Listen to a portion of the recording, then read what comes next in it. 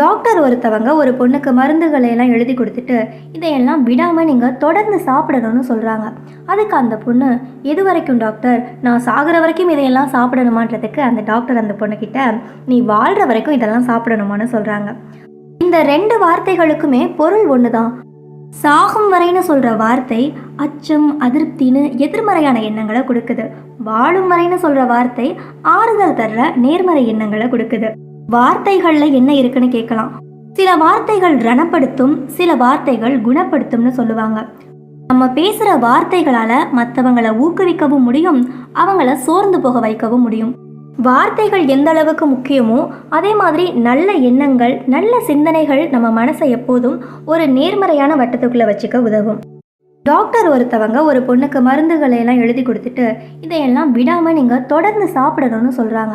அதுக்கு அந்த பொண்ணு, எது வரைக்கும் டாக்டர், நான் சாகிற